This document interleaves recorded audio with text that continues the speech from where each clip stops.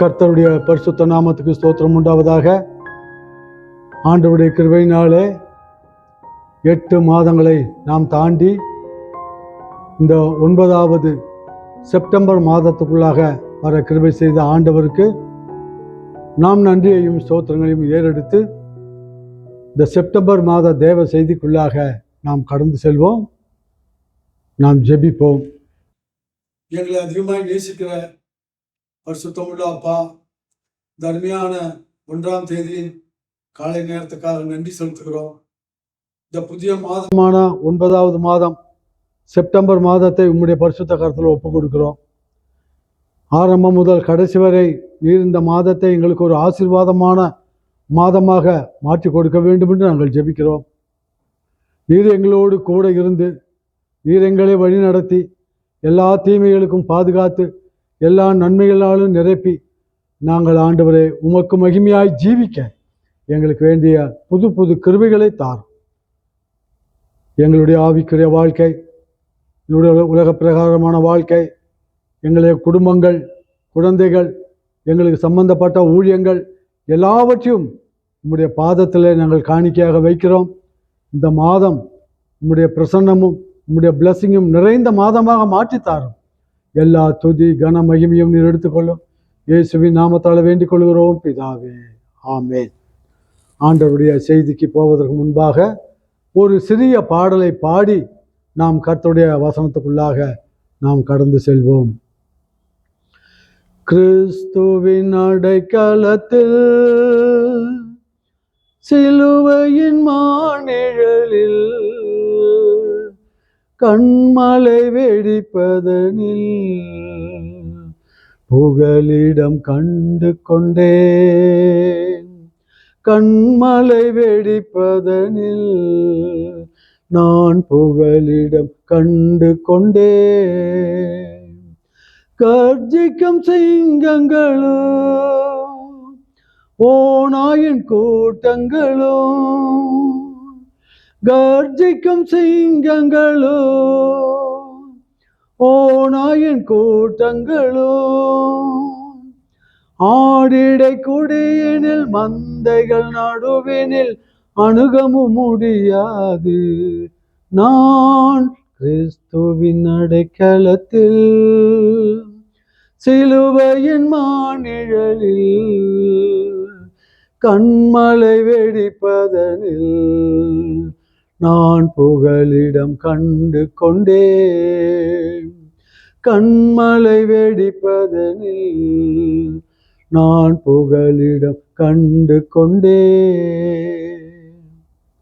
அருமையான செய்திக்கு ஆதரவாக யாத்ராகமம் 2ஆம் அதிகாரம் 1 முதல் 10 வசனங்களை நாம் எல்லாரும் தனித்தனியாக நாம் படித்து கொள்ளலாம்.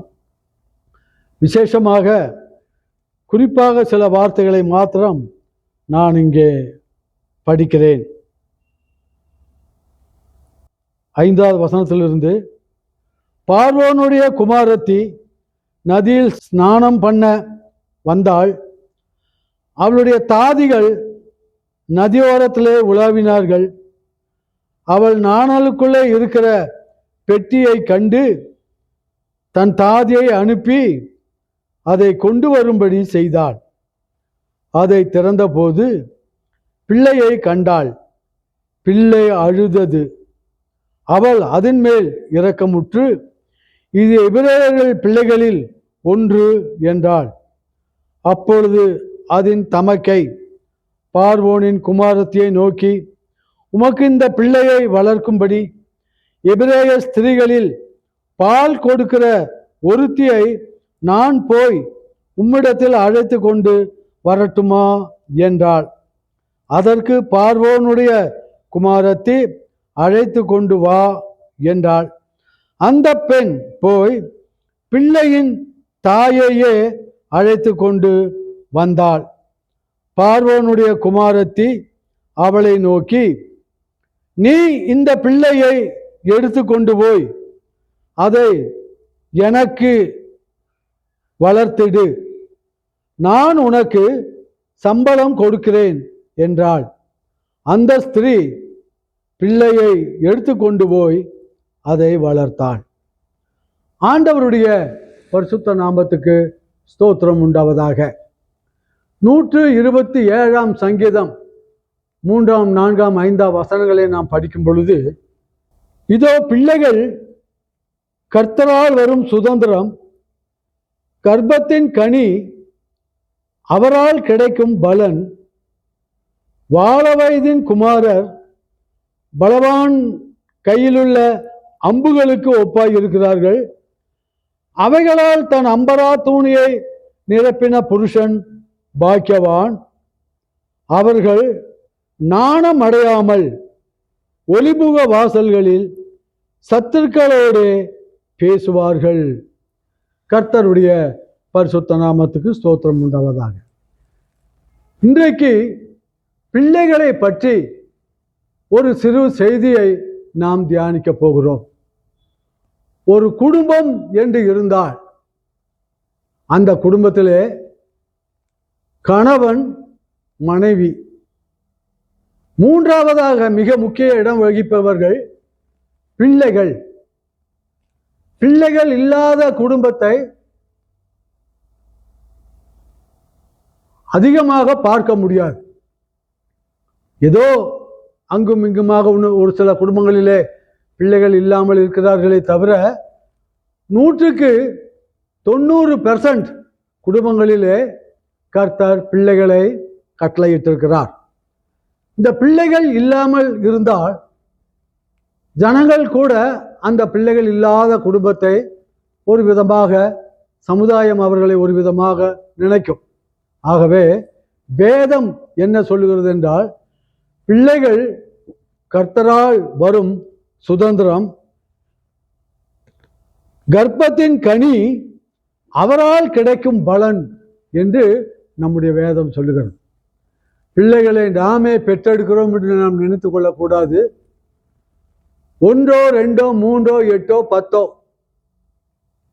எத்தனை பிள்ளைகள் நமக்கு பிறந்தாலும் அது கர்த்தர் அனுமதித்து, கர்த்தர் ஆசீர்வதித்து அந்த பிள்ளைகளை நம்முடைய குடும்பத்துக்கு ஒரு பரிசாக, ஒரு ஆசீர்வாதமாக கொடுத்திருக்கிறார் என்பதிலே எந்த விதமான சந்தேகமும் இல்லை. அந்த பிள்ளைகள் பிறந்த பின்பு அந்த பிள்ளைகளை நாம் எப்படி வளர்க்கிறோம் என்பது மிக மிக முக்கியமான காரியமாகும். பிள்ளைகளை கொடுக்கிறவர் கர்த்தர். பிள்ளையை பெற்றுக்கொள்ளக்கூடிய கிருபையை கொடுக்கிறவர் கர்த்தர். ஆகவே பிள்ளையை பெற்றுக்கொள்ளுகிற குடும்பத்தார் என்ன செய்ய வேண்டும் என்று சொன்னால், கர்த்தர் கொடுத்தார் அந்த பிள்ளைகளை நாம் கர்த்தருடைய கையிலேயே ஒப்பு கொடுத்து ஜெபிக்க பழக வேண்டும். நம்முடைய பிள்ளைகளுக்காக திட்டங்களையும் தீர்மானங்களையும் பல காரியங்களையும் நாம் போடுவது தவறல்ல. எந்த ஒரு பெற்றோரும் தங்களுடைய பிள்ளைகள் நல்ல நிலைமைக்கு வர வேண்டும், உயர்ந்த நிலைமைக்கு வர வேண்டும், ஆசீர்வாதமாய் இருக்க வேண்டும், நம்மை விட உன்னத ஸ்தானத்துக்கு வர வேண்டும் என்பதுதான் எல்லா பெற்றோர்களுடைய ஒரு ஆசையுமாய் இருக்கிறது. ஆகவே பெற்றோர்களின் நினைவுகள் எவ்வளவு உன்னதமாய் இருக்கிறதோ அதை விட தேவனுடைய சிந்தனைகளும் திட்டங்களும் கூட அந்த பிள்ளைகளின் மேலே விசேஷமாக தங்கி இருப்பதை நாம் காண முடியும். ஏனென்றால் கர்ப்பத்தின் கனி கர்த்தரால் வரும் சுதந்திரம்.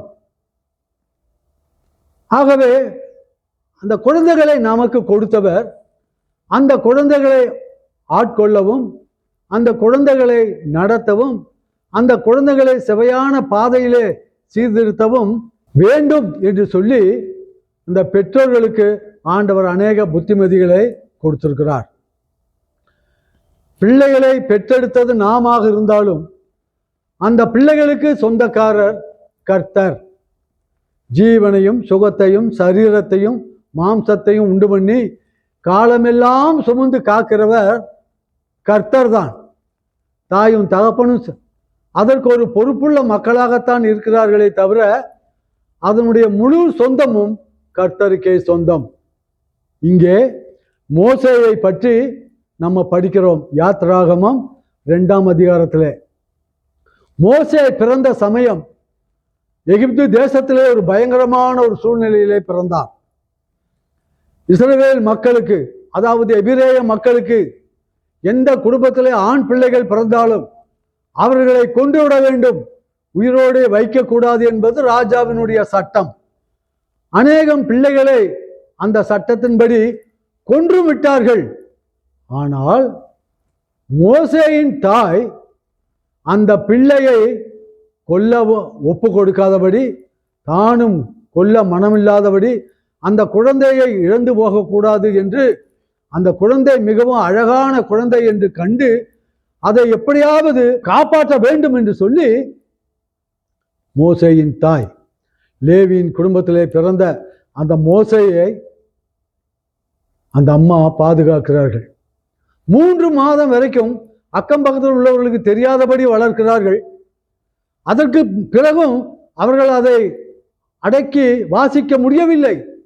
ஆகவே ஆண்டவனுடைய கரத்திலே ஒப்பு கொடுத்து ஒரு சிறிய நாணல் பெட்டியை செய்து தண்ணீர் போகாதபடிக்கு அதை வாட்டர் ப்ரூஃப் பாக்ஸாக மாற்றி அதுக்குள்ளே குழந்தைக்கு செய்ய வேண்டிய எல்லா படுக்கைகளையும் ஒழுங்கு பண்ணி, எகிப்தின் மன்னனாகிய பார்வோனுடைய மகள் பிரின்சஸ் குளிக்க வரக்கூடிய இடத்திலே அதை கொண்டு போய் வைத்து விட்டார்கள்.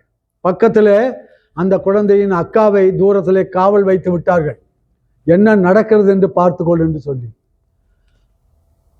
ராஜாவினுடைய மகள் தன்னுடைய சிநேகிதிகளோடு, தாதிமார்களோடு அதிகாலையில் அவர்கள் குளிக்க வரும் பொழுது அந்த பிள்ளை அழுகிறது. அதை அந்த குழந்தையை எடுத்துக்கொண்டு பார்க்கும் பொழுது அது அந்த ராஜகுமாரத்தியை அன்போடு பார்க்கிறது, சிரிக்கிறது. இதை பார்த்தவுடனே ராஜகுமாரிக்கு அந்த குழந்தையின் மேல் ஒரு அன்பும் ஒரு அலாதி பாசமும் வருகிறது. அதை உண்டு பண்ணினவரும் கர்த்தர் தான். அவள் அந்த குழந்தையை எடுத்துக்கொண்டு போய் தன்னுடைய குழந்தையாக வளர்த்தாள். அந்த குழந்தையின் அக்கா, அம்மா, இந்த குழந்தைக்கு பால் குடிக்கிற ஒரு எபிரேய தாயை நான் உங்களிடத்தில் அழைத்து கொண்டு வரட்டுமா என்று கேட்கும் பொழுது உடனே அவள் சரி என்று சொல்லுகிறாள். இந்த பிள்ளை ஓடி போய் தன்னுடைய இந்த குழந்தையினுடைய சொந்த தாயையே கூட்டிக் கொண்டு வந்து அரண்மனையிலே விடுகிறாள். அந்த தாய், பெற்ற தாய், தன்னுடைய சொந்த குழந்தையே சம்பளத்துக்காக அவள் வளர்க்கிறாள். பாருங்கள், எகிப்தினுடைய பிரின்சஸ், அந்த இளவரசி, அந்த தாயை பார்த்து அவள் சொல்லுகிறாள், நீ இந்த குழந்தையை நீ எனக்காக வளர்த்திடு, நான் உனக்கு சம்பளம் கொடுக்கிறேன் என்று சொல்லுகிறார். பெற்ற சொந்த குழந்தைக்கே வளர்ப்பதற்காக சம்பளம் வாங்கின ஒரே தாய் மோசேயின் தாய். அந்த அம்மாவுக்கு தன்னுடைய குழந்தையை தானே வளர்க்கக்கூடிய கிருபையும் கிடைத்தது. ராஜ அரண்மனையிலிருந்து அந்த குழந்தை கிடைத்தபடினாலே மற்ற குழந்தைகளுக்குள்ள ஆபத்துகள் எல்லாம் அந்த குழந்தைக்கு வராதபடி ஒரு பெரிய பாதுகாப்பு இருந்தது. கர்த்தருடைய கிருபையும் கர்த்தருடைய நோக்கமும் அந்த குழந்தைக்குள்ளாக இருந்தது. ஆண்டவருடைய திட்டம் என்னவென்றால், அந்த லேவியின் குடும்பத்திலே மோசஸ் பிறந்த பொழுது இந்த குழந்தையை பெரியவனாகி அவன் வளரும் பொழுது அவனை இஸ்ரவேல் வம்சத்தாருக்கு ஒரு காவல்காரனாக, ஒரு தலைவனாக ஏற்படுத்துவேன். எகிப்திலே 430 வருஷம் அடிமைத்தனத்திலே அம்பாயப்பட்டு கூப்பிடுகிற என் ஜனங்களின் சத்தத்தை கேட்டு இந்த குழந்தையாகிய மோசே போய் தலைவனாக நின்று அவர்களை கர்த்தர் ஆபிரகாம், ஈசாக்கு, யாக்கோபு என்பவர்களுக்கு வாக்குத்தத்தம் பண்ணின தேசத்துக்கு அவன் அழைத்து கொண்டு வர இவனை ஒரு கருவியாக உபயோகப்படுத்துவேன் என்று சொல்லி ஆண்டவருடைய திட்டம் இருந்தது.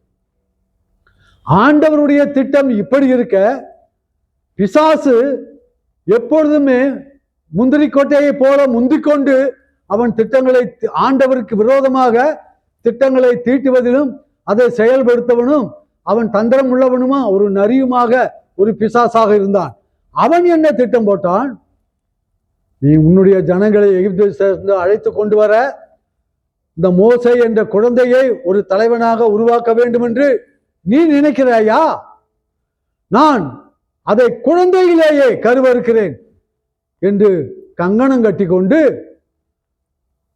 ஆண் பிள்ளைகள் எல்லாரையும் கொன்றுவிட வேண்டும் என்று சொல்லி ராஜாவின் மூலமாக பிசாசு அங்கே கிரியை செய்கிறான்.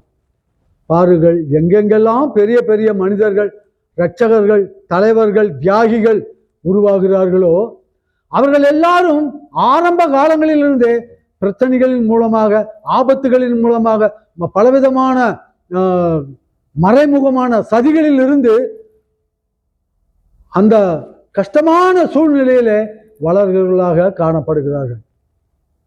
மோசே அப்படிப்பட்ட சூழ்நிலையிலே ஆண்டவர் அவருக்கு பிசாசின் சூழ்ச்சிகளிலே இருந்து அவனை ஏமாற்றி அவனை இந்த குழந்தைகளை, எபிரேய குழந்தைகளை கொல்ல வேண்டும் என்று நினைத்த அந்த பார்வோனின் ராஜாவினுடைய அரண்மனையிலேயே வைத்து ஆண்டவர் மோசேயை வளர்க்கிறார்.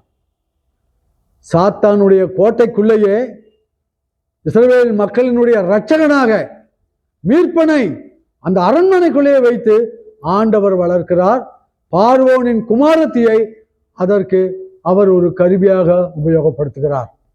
ஆம் அருமையானவர்களே, நம்முடைய வாழ்க்கையிலும், நம்முடைய குடும்பங்களிலும், நம்முடைய ஊழியத்தின் பாதைகளிலும் கூட நாம் ஆண்டவருக்காக சில நல்ல நல்ல காரியங்களை திட்டம் போட்டு ஆண்டவருக்காக துணிந்து நின்று நம்முடைய ஆவியாத்மா சரீரம் எல்லாவற்றையும் பணயம் வைத்து கர்த்தருக்காக மகிமையாக சில ஊழியங்களை செய்ய வேண்டும் என்று ஆசைப்படுகிறோம். ஆனால் இது பிடிக்காத சாத்தான் எப்படி அன்றைக்கு மோசே சிறு குழந்தையாக இருக்கும் பொழுதே அவனை கொலை செய்ய திட்டம் பண்ணினானோ, அதுபோல அந்த காலத்துல மாத்திரமல்ல, இந்த காலங்களிலும் கூட உண்மையான கர்த்தருடைய பிள்ளைகளுக்கு வீட்டிலும் பிரச்சனை, வெளியிலும் பிரச்சனை, சமுதாயத்திலும் பிரச்சனை, சபையிலும் பிரச்சனை, இப்படியாக பல இடங்களிலே பிசாசு சதிகாரர்களையும் சட்டாளர்களையும் எழுப்பிவிட்டு ஊழியக்காரர்களை, ஊழியக்காரிகளை அழிக்க வேண்டும், ஒழிக்க வேண்டும், அந்த ஊழியக்காரர்களை ஒடுக்க வேண்டும், ஊழியத்தை நிறுத்த வேண்டும் என்று சொல்லி அநேக முட்டுக்கட்டைகளை, இடைஞ்சல்களை சாத்தான் உண்டு பண்ணுகிறான். இது சாத்தானுடைய பைத்தியகாரத்தனமான ஒரு ஞானம்தான். அவனுடைய வலையிலே, கர்த்தருடைய கையிலே பாதுகாப்புக்குள்ளே இருக்காத அநேகர் விழுந்து போகிறார்கள், இழந்தும் போகிறார்கள் ஆசீர்வாதத்தை. ஆனால் விழிப்புள்ள தேவனுடைய பிள்ளைகள் சாத்தானுக்கு எதிர்த்து நின்று அவனுடைய தந்திரங்களை எல்லாம் ஒழித்து ஜெயித்து கர்த்தருக்காக மகிமையாக வெற்றி சிறந்த மக்களாக ஊழியத்தை செய்து கொண்டிருக்கிறார்கள்.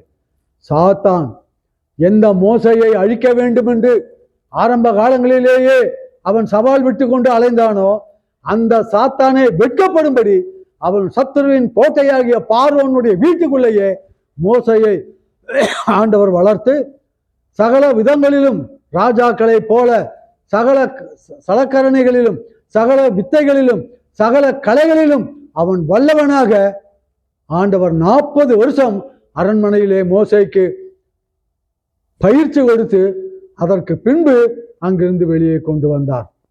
எந்த ஒரு ஊழியக்காரனா இருந்தாலும், ஊழியக்காரியா இருந்தாலும், கர்த்தருடைய ராஜ்யத்தை கட்ட ஆசைப்படுகிற யாராக இருந்தாலும் ஆண்டவர் அவர்களை சும்மா விடுவதில்லை, எம்டி பாட்டிலாக விடுவதில்லை, வெறும் பலூனாக அவர்களை வைப்பதில்லை.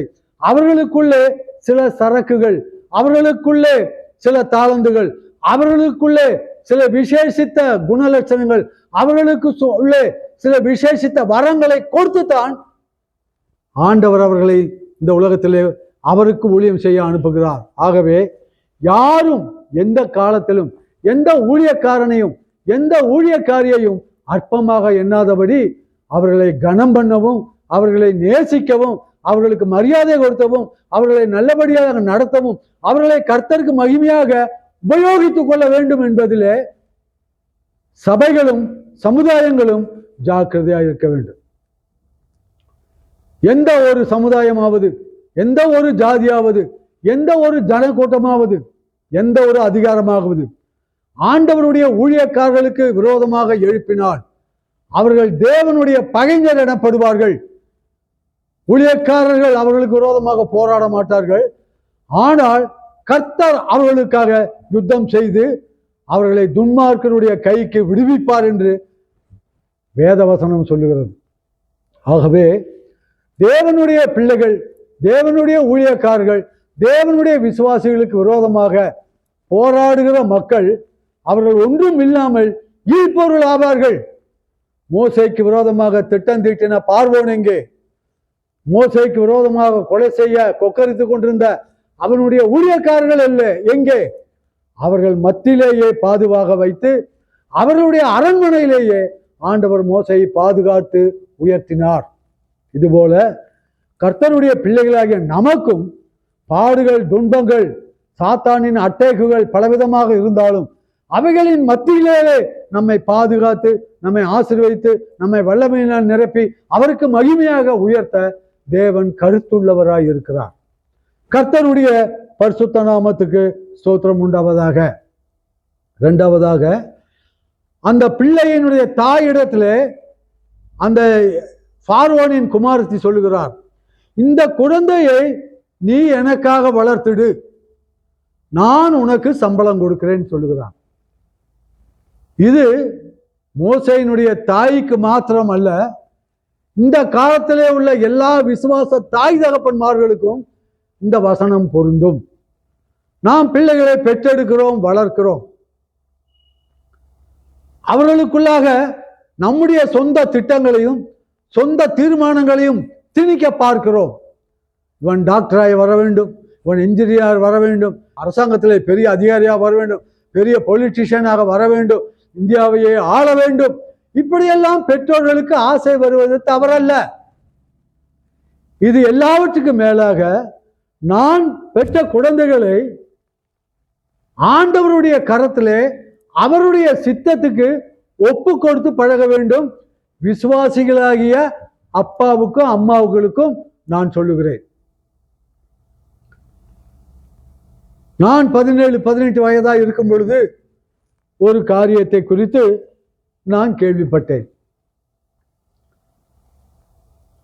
என்னுடைய தாயார் வயிற்றிலே நான் இருக்கும் பொழுது என்னுடைய தாயார் ஒரு பொருத்தனை பண்ணினார்களாம்.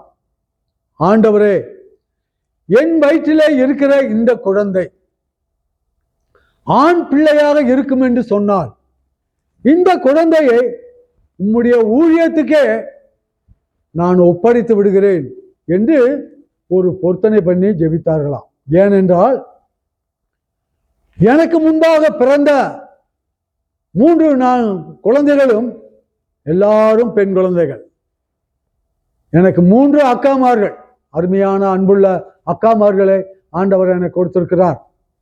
முதல் 3 வரிசையாக பெண் குழந்தையாக பிறந்ததுனால எங்க அப்பா அம்மாவுக்கு ஒரு ஆண் குழந்தை வேண்டும் என்கிற ஒரு ஆசை. இது எல்லா குடும்பத்திலுமே உண்டாகிறது தான். 3-4 ஆண் பிள்ளைகள் பிறந்தவர்களுக்கு இந்த 4வது பிள்ளையாவது ஒரு பெண் குழந்தையாக பிறக்காதா என்று அவர்கள் அப்படி ஆசைப்படுகிறார்கள். அதுவும் தவறில்லை.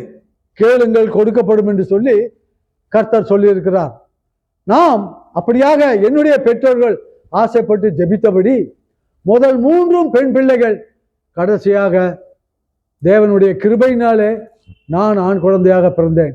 ஆகவே என்னை அவர்கள் 60வது நாளிலே ஆலயத்துக்கு எடுத்து சென்று என்னை போதகருடைய கையிலே கொடுத்து என்னை பிரதிஷ்டை பண்ணி இந்த குழந்தையை ஆண்டவருக்காக ஒப்பு கொடுத்துக்கிறேன் என்று சொல்லி ஜெபித்து ஆசீர்வாதம் பெற்று வந்தார்களாம். இந்த விஷயம் 17 வயதிலே நான் ஆண்டவருடைய ஊழியத்துக்காக என்னை முழுவதுமாக ஒப்பு கொடுத்த பிறகு இந்த விஷயம் எனக்கு தெரிய வந்தது. என்னுடைய ஜெபிக்கிற அப்பாவுக்காக, ஜெபிக்கிற பழக்கமுள்ள என்னுடைய தாயாருக்காக நான் இன்றைக்கும் அடிக்கடி அவர்களை நினைத்து ஆண்டவருக்கு நன்றி சொல்லுகிறேன். கண்டிப்பாக வளர்த்தார்கள், கடமை உணர்ச்சியோடு வளர்த்தார்கள், நல்ல பாதையிலே வளர்த்தார்கள். தப்பு செய்யும் பொழுது அப்பா அம்மா 2 பேருமே அடி பின்னி விடுவார்கள். அந்த ஒரு பயம் எங்களுக்குள்ள இருந்தபடினால என்னுடைய 3 அக்காமார்களும் நானும் கூட ஒழுக்கமுள்ள பிள்ளைகளாக பயங்கரமான பாவங்களுக்கு விலகி ஒரு பக்தியோடு பயத்தோடு சிறு வயதிலேயே வளர்ந்தோம். லைனை தாண்டினால் அடிதான் எங்களுக்கு. ஆகவே அப்படி கண்டிப்பாக வளர்த்தபடினால அரைகுறை பக்தி அந்த நாட்களில் இருந்தது. அந்த காலமும் ஆண்டவர் குறித்த நாட்களும் வரும் பொழுது கர்த்தர் எங்களை அவருக்கு சாட்சியாக தெரிந்து கொண்டார். அதுபோல நம்முடைய வாழ்க்கையிலும் பிள்ளைகள் பிறக்கும் பொழுது நாம் அவர்களுக்காக முதலாவது ஜெபிக்க வேண்டும். அந்த பிள்ளைகளை ஆண்டோடைய கையிலே ஒப்பு கொடுக்க வேண்டும். அந்த பிள்ளைகளுக்கு எல்லா காரியங்களையும் ஆண்டவரே நமக்கு செய்ய வேண்டும் என்று சொல்லி அவருடைய சித்தத்துக்கு, அவருடைய திட்டத்துக்கு, அவருடைய நோக்கத்துக்கு நாம் ஒப்பு கொடுத்து விட வேண்டும். அப்ப நமக்கென்று ஒரு ஆசையும் இருக்கக்கூடாதா? நாம் நினைக்கிறபடி பிள்ளைகளை நல்ல நிலைமைக்கு கொண்டு வரக்கூடாதா என்றெல்லாம் நீங்கள் ஏடாகூடமாக திங்க் பண்ண வேண்டாம். கர்த்தருக்காக ஒப்பு கொடுக்கப்பட்ட பிள்ளைகளை கர்த்தர் என்றைக்குமே தாயும் தகப்பனும் போடுகிற திட்டத்தை விட உன்னதமான திட்டத்தை போட்டு அவர்களை ஆசீர்வதிப்பார். ஏனென்றால் நாம் நம்முடைய பிள்ளைகளை கர்த்தருக்கு ஆல்ரெடி ஒப்பு கொடுத்து விட்டோம். எனக்கு 4 பிள்ளைகள், 3 ஆண் பிள்ளைகள், 1 பெண் பிள்ளை. முதலாவது ஒரு ஆண் பையன், 2வது ஒரு பெண் பிள்ளை, மறுபடியும் பிறந்த 2 பேர் ஆண் பிள்ளைகள். நான் என்னுடைய 4 பிள்ளைகளையுமே அவர்கள் பிறப்பதற்கு முன்பாகவே ஆண்டவருடைய கையிலே ஒப்பு கொடுத்து விட்டேன். இந்த பிள்ளைகளை கொடுத்தது நீர், இவர்களை வளர்க்க உதவி செய்ய வேண்டியது நீர், இவருடைய படிப்பு காரியங்களை எல்லாம் பொறுப்பெடுத்துக் கொள்ள வேண்டியவர் நீர், சாப்பாடு தண்ணி துணிமணி எல்லாவற்றையும் அவர்களுக்கு சப்ளை பண்ண வேண்டியவர் நீர். நான் ஒரு ஏழை ஊழியக்காரன், உண்மை நம்பி இருக்கிறேன். ஆகவே என்னுடைய குடும்பத்தை முழுவதுமாக உம்முடைய கருத்திலே அர்ப்பணிக்கிறேன் என்று சொல்லி என்னுடைய பிள்ளைகளை நான் முற்றிலுமாக ஒப்பு கொடுத்து ஆண்டவருடைய கருத்திலே ஒப்பு கொடுத்து வளர்த்தேன். அநேகமான கஷ்டங்கள், அநேகமான நெருக்கங்கள், ஃபைனான்சியல் ஸ்ட்ரகிள்ஸ் இவ்வளவுதான் என்று சொல்ல முடியாது. ஆனால் நான் எங்கள் குடும்பத்தையும் குழந்தைகளையும் கர்த்தருக்காக ஒப்பு கொடுத்து வளர்த்தபடினாலே அவர் பஞ்ச காலத்திலே திருப்தியாகி ஆபத்து காலத்திலே வெட்கப்பட்டு போகாது இருந்தார்கள் என்று சொன்னபடி பஞ்சகாலத்திலே எங்கள் குடும்பத்தை ஆண்டவர் திருப்தியாக்கினார். பட்டய வெட்டுக்கும் பலவிதமான ஆபத்துகளுக்கும் எங்களை பாதுகாத்தார். எல்லாவித நன்மைகளாலும் எங்களை திருப்திப்படுத்தி எங்கள் தேவைகளை குறைவில்லாமல் அன்றும் சந்தித்தார், இன்றைக்கும் சந்தித்துக் கொண்டிருக்கிறார். அல்லேலூயா. ஆகவே நாம் நம்முடைய பிள்ளைகளையும் நம்முடைய குடும்பத்தையும் என்றைக்குமே ஆண்டவருடைய கரத்திலே ஒப்பு கொடுக்கும் பொழுது அந்த பிள்ளைகளை நாம் நினைப்பதற்கும் வேண்டுவதற்கும் ஜெபிப்பதற்கும் ஆசைப்படுவதற்கும் அதிகமாக நம்முடைய பிள்ளைகளை ஆண்டவர் ஆசீர்வதிப்பார். ஏற்கனவே நான் வேறொரு செய்தியிலே சொல்லியிருக்கிறேன். சைனா தேசத்தில் ஜான்சுங் என்று சொல்லப்பட்ட ஒரு ஊழியக்காரர், இவர் தன்னுடைய குடும்பத்திலே கடைசியாக பிறந்த ஒரு ஆண்மகன், அந்த குடும்பத்தில் 8-9 பேர் பிள்ளைகள், ஒரு பிள்ளையாவது விவசாய குடும்பத்திலே பிறந்தவர், ஒரு பிள்ளையாவது நன்றாக படிக்க வைக்க வேண்டும் என்று சொல்லி அவருடைய தகப்பனார் அந்த ஜான்சுங்கை அமெரிக்காவுக்கு அனுப்பி பெரிய பல்கலைக்கழகத்திலே படிக்க வைத்தார், பட்டப்படிப்பு. அவர் படித்து முடித்துவிட்டு பட்டத்தோடு திரும்பி வரும்பொழுது ஆண்டவர் சொன்னார், நீ சைனாவில் போய் பெரிய அரசாங்க ஊழியம் செய்ய போகிறேன் என்று நினைத்துக் கொள்ளாதே, நீ என்னுடைய ஊழியத்தை செய்ய போகிறாய் என்று ஆண்டவர் அவரை ரட்சித்து அபிஷேகித்து பாதி வழியிலேயே ஊழியத்துக்கு அவரை ஆயத்தப்படுத்தி விட்டார். சைனாவிலே வந்து ஓரிரு மாதங்கள் அவர் இளைப்பாறிய பின்பு வேலை வெட்டி தேடாதபடிக்கு ஊழியங்களை செய்ய ஆரம்பித்தார். இதை பார்த்தவுடனே அவருடைய தகப்பனாருக்கு பெரிய கடுப்பாகிவிட்டது. எவ்வளவு லட்சக்கணக்காக செலவு பண்ணி வெளிநாட்டிலே படிக்க வச்சு நல்ல வேலை செய்வான், சம்பாதிப்பான், பணத்தை கொண்டு வந்து வீட்டிலே கொட்டுவான், என்னுடைய கவலை கஷ்டம் கடன் எல்லாம் முடிந்துவிடும் என்று நினைத்தால் இவன் பைபிளை தூக்கி கொண்டு அலலுயா அலலுயா என்று அலைறான் என்று அவருக்கு அதிகமான கோபம். ஆனால் இதை பார்த்து ஜான்சன் பின்வாங்கவில்லை. ஆரம்பித்த ஊழியத்தை முழு இருதயத்தோடு செய்தார். சில வருஷங்களிலே சைனாவுக்கே மிகவும் பிரபலமான ஒரு பெரிய ஊழியக்காரனாக, எழுப்புதல்வாதியாக இங்கிலாந்து, அமெரிக்கா, சைனா இப்படி எங்கெங்கெல்லாம் ஆண்டவர் வழி திறந்தாரோ அங்கெங்கெல்லாம் போய் ஊழியம் செய்கிற ஒரு ரிவைவலிஸ்ட் பிரசங்கியாக அவர் மாறினார். ஒருவேளை அவர் அரசாங்கத்திலே பெரிய உத்தியோகத்தில் போயிருந்தாலும் கூட கிடைக்காத அளவுக்கு பணமும் பொருளும் மதிப்பும் மரியாதையும் வசதியும் வாய்ப்பும் ஆண்டவர் அவருக்கு கொடுத்தார். ராஜா கனம் பண்ணுகிற மனுஷன் விதமாகவே ஆசீர்வதிக்கப்படுவான் என்று மொர்தெகாய்க்கு கிடைத்தது போல மகிமையான கனத்தையும் ஆசீர்வாதத்தையும் ஐஸ்வர்யத்தையும் ஆண்டவர் கொடுத்தார் ஜான்சனுக்கு. ஆகவே நாம் நம்முடைய குழந்தைகளை கர்த்தருடைய கரத்திலே ஒப்பு கொடுத்து அவருடைய அர்ப்பணம் பண்ணும் பொழுது கர்த்தர் நாம் நம்முடைய பிள்ளைகளை வளர்ப்பதை விட அவர் சீரும் சிறப்பமாக வளர்த்து நாம் அவர்களை உயர்த்த முடியாத அளவுக்கு உன்னதமான காரியங்களிலே எல்லா விதத்திலும் ஆசீர்வதிப்பார். எனக்கு முதல் ஒரு குழந்தை பிறந்தது. அந்த குழந்தை பிறப்பதற்கு முன்பாகவே நான் உபவாசித்து ஜெபிக்க ஆரம்பித்தேன். வேதம் என்ன சொல்லுகிறது என்றால், கர்ப்பத்திலிருந்து பிறக்கிற முதற் பெயர் அனைத்தும் எனக்கு சொந்தமானவைகள் அப்படின்னு வேத வசனம் சொல்லப்பட்டிருக்கிறது. இது நம்ம எல்லாருக்கும் தெரியும்.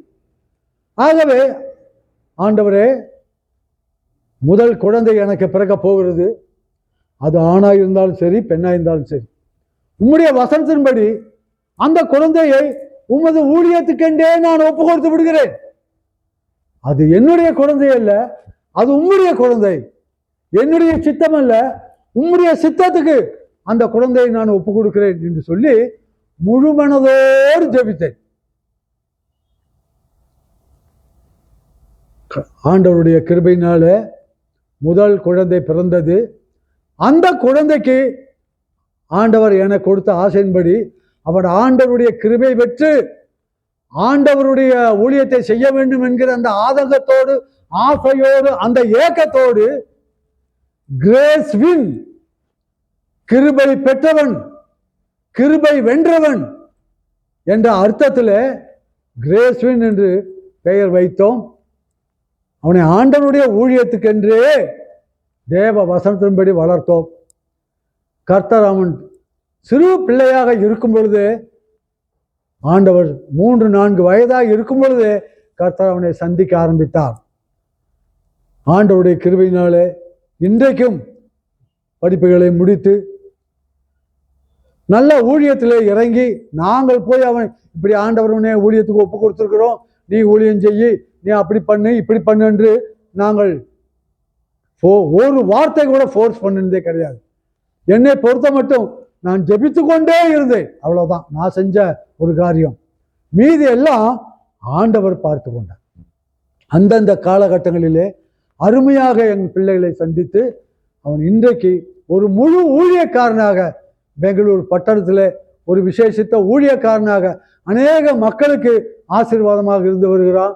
இது எங்களால் உண்டான ஒரு பெரிய விஷயம் அல்ல, இது தேவனுடைய ஆசீர்வாதம். அல்லேலூயா, தேவனுக்கே மகிமை உண்டாவதாக. நீங்களும் பிள்ளைகள் கர்த்தரால் வரும் சுதந்திரம், கற்பத்தின் கனி, அவரால் கிடைக்கும் பலன் என்பதை உணர்ந்தவர்களானால் உங்களுடைய பிள்ளைகள் 1, 2, 3, 7, 12 அந்த காலத்தில் 16, 18, 20 குழந்தைகளை பெற்றவர்கள் எல்லாரும் இருக்கிறார்கள். எப்தாவுக்கு 70 குழந்தைகள் என்று வேதத்திலே படித்த ஒரு ஞாபகம். அப்போ இப்படியாக குழந்தைகள் எத்தனை பேர் என்பது பிரச்சனை அல்ல, அதை எப்படி யாருக்காக வளர்க்கிறோம் என்பதுதான் மிக முக்கியமான காரியம். எத்தனை குழந்தைகள் பிறந்தாலும் தவறில்லை, அத்தனை குழந்தைகளையும் நம்ம ஆண்டவருடைய கரத்திலே ஒப்பு கொடுப்போம். சிறு வயதிலிருந்தே அந்த பிள்ளைகளுக்கு தேவனுடைய சத்தியங்களை கொஞ்சம் கொஞ்சமாக கற்றுக் கொடுத்து அவர்களை கர்த்தருக்குள் வளர்ப்போம். தாய் தகப்பன்மார் இந்த பிள்ளைகளை சின்ன வயதிலிருந்தே நல்ல நல்ல வார்த்தைகளையும் வசனங்களையும் நல்ல கற்பனைகளையும் சொல்லிக் கொடுத்து கதை வடிவமாக அவர்களுக்கு நாம் சொல்லும் பொழுது அது சீக்கிரத்திலே பிள்ளைகளுக்கு விளங்கும். என் மகன் கிரேஸ்வின் 5 வயதுக்கு ஆவதற்கு முன்பாகவே 4-5 சங்கீதங்களை மனப்பாடமாக சொல்லுவான். தமிழ்ல சங்கீதம் 1, சங்கீதம் 23, சங்கீதம் 91, சங்கீதம் 121, இப்படியாக கிட்டத்தட்ட 5 சங்கீதங்களை மனப்பாடம் செய்து 5 வயது முடிவதற்கு உள்ளாக சண்டே கிளாஸ்ல ஒப்பு கொடுத்து ஃபர்ஸ்ட் பிரைஸ் வாங்கினான். பிரைஸ் எங்களுக்கு இன்னும் சேரவில்லை, ஆனால் அந்த பிரைஸ் ஆண்டவருக்கு போய் சேர்கிறது. அவனா 5 அதிகாரத்தை சொன்னதுக்கு கிஃப்ட் தருகிறேன் என்று சொன்னார்கள். பெங்களூர்ல கூட ஒரு ஸ்கூல்ல நன்றாக சொல்லி கிஃப்ட் கொடுக்கிறேன்னு சொன்னார்கள், அவர்களும் கொடுக்கவில்லை. ஆனால் அந்த எல்லா பிரைஸ்களையும் ஆண்டவர் இப்பொழுது அவனுக்கு கொடுத்து கொண்டிருக்கிறார், எங்களுக்கு கொடுத்து கொண்டிருக்கிறார். மனிதர்கள் நமக்கு சொன்ன நன்மைகளை செய்யலாம், செய்யாமல் கூட போகலாம். ஆனால் ஆண்டவர் தாம் வாக்குத்தத்தம் பண்ணின நன்மைகளை நமக்கு கண்டிப்பாக தருவார். ஆகவே நாம் இந்த மோசையினுடைய அந்த ராஜகுமாரத்தை மோசையை சொன்னார், இந்த குழந்தையை நீ எனக்காக வளர்த்துடு, நான் உனக்கு சம்பளம் தருகிறேன்னு சொல்லி பிள்ளைகளுக்கு நம்ம துவைக்கிறோம், குளிப்பாட்டுகிறோம், அவர்களுக்கு சாப்பாடு ஊட்டுகிறோம். இதெல்லாம் கர்த்தர் நமக்கு கொடுத்த கடமைகள். அவர் இந்த குழந்தைகளை பெற்றெடுக்க நம்முடைய ஆண்டவர் குடும்பத்திலே மனைவிமார்களை உபயோகப்படுத்துகிறார். பெற்றதுதான் நம்முடைய வேலையை தவிர அவர்களை முற்றிலுமாய் வளர்க்க வேண்டியது ஆண்டவருக்காக நம்ம வளர்க்க வேண்டும், சத்தியங்களை சொல்லி வளர்க்க வேண்டும். மோசேயினுடைய தாய் அரண்மனையின் குழந்தைக்காக தாயாக பெற்ற தாயே தன்னுடைய குழந்தைக்கு தாதியாக இருந்து வளர்க்கிறாள்.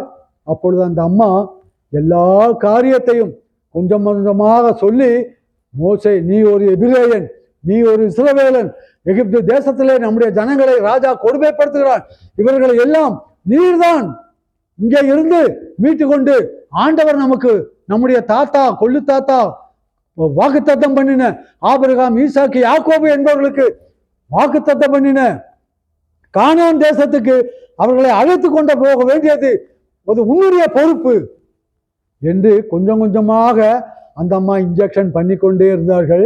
மோசேயும் ஒன்று விளங்காதவர் போல எல்லாவற்றையும் கேட்டு சமயமும் சந்தர்ப்பமும் அதற்கேற்ற வயதும் வரும் பொழுது அவர் கர்த்தருக்காக பெரிய காரியங்களை செய்தார்.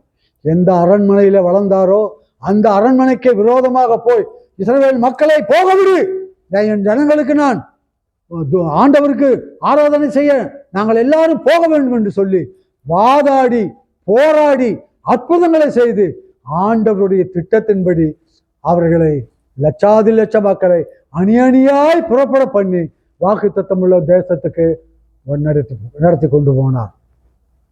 அருமையானவர்களே, நம்முடைய பிள்ளைகளுடைய வாழ்க்கையிலே ஆண்டவருடைய திட்டம் இருக்கிறது, ஆண்டவருடைய சித்தம் இருக்கிறது, ஆண்டவருடைய நோக்கம் இருக்கிறது என்பதை அறிந்து கொண்டவர்களாக அவர்களுடைய ஆண்டவருக்கு ஒப்பு கொடுத்து நம்ம வாழும் பொழுது நம்முடைய பிள்ளைகள் இன்றைக்கு பச்சை குழந்தைகள், பால் குடிக்கிற குழந்தைகள், ஆனால் நாளைக்கு ஆண்டவர்களுக்கு பெரிய பொறுப்புகளை கொடுக்க போகிறார். சபைகளிலே பெரிய பெரிய தூண்களாக மாற்றப் போகிறார். அநேக ஆத்துமாக்களுக்கு அவர்களை ஆசீர்வாதமாய் மாற்றப் போகிறார். இன்றைக்கு சிறிய ஊழியர், நாளைக்கு ஒரு பெரிய ஆபீசர். அந்த மாதிரி எம்ஜி ரோட்ல ஒரு டெக்கான் ஹெரால்டு என்ற பேப்பர் நியூஸ் பேப்பர் ஆஃபீஸுக்கு நாங்கள் போயிருந்தோம். அப்பொழுது அங்கே ஓனராக இருக்கிறவர் எங்களிடத்தில் ஒரு வார்த்தை சொன்னார். நான் இந்த ஆபீஸில் வேலைக்கு செய்யும் பொழுது ஒரு பியூன் மாதிரி, ஒரு எடுபடி ஆள் மாதிரி தான் நான் சேர்ந்தேன். எப்போ 30-35 வருடங்களுக்கு முன்பாக. ஆனால் இன்றைக்கு இந்த டெக்கான் ஹெரால்டுக்கு நான் தான் ஓனர் சார். ஆண்டவர் என்னை ஆசீர்வதித்திருக்கிறார் சொன்னார். அதுபோல நம்முடைய பிள்ளைகள் இன்றைக்கு ஒன்றுமறியாத பேதைகளாக, குழந்தைகளாக, அறிவிலிகளாக நம்முடைய பார்வைக்கு காணப்படலாம். ஆனால் தேவனுடைய சித்தமும் தேவனுடைய திட்டமும் அவர்களுக்குள்ளே அபரிமிதமாக இருக்கிறது என்பதை உணர்ந்து அவர்களை ஆண்டவருடைய சித்தத்துக்கு ஒப்பு கொடுக்கும் பொழுது சாதாரண நாணல் பெட்டியிலே கிடைத்த அந்த குழந்தை எகிப்து தேசத்திலே ராஜகுமாரனாக மாறினார். இஸ்ரவேல் மக்களுக்கு இரட்சகனாக மாறினார். தேவனுடைய பார்வையிலே ஒரு தலைவனாக மாறினார். கர்த்தருடைய பிள்ளைகளுக்கு ஒரு தகப்பனாக மாறினார். வாக்குத்தத்தம் பண்ணப்பட்ட தேசத்துக்கு இஸ்ரவேல் மக்களை அழைத்து கொண்டு போகக்கூடிய ஒரு தேவனுக்கு அடுத்த ஒரு ஸ்தானம் உள்ள ஒரு பெரிய தீர்க்கதரிசியாக மாறினார்.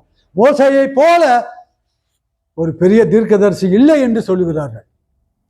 தேவன் அவரோடு முகமுகமாக பேசினார், அவரை வழி நடத்தினார், கற்பனைகளை கொடுத்தார், கட்டளைகளை கொடுத்தார், நேரடியாகவும் கொடுத்தார், மறைமுகமாகவும் கொடுத்தார், சத்தத்தின் மூலமாகவும் கொடுத்தார். சாதாரணமாக கொல்லப்பட வேண்டிய குழந்தை ஆண்டவர் சாத்தானை கொல்ல மோசேயை உபயோகப்படுத்தினார். உங்களையும் உங்கள் பிள்ளைகளையும் உங்கள் குடும்பங்களையும் நீங்கள் தேவனுக்கு ஒப்பு கொடுங்கள்.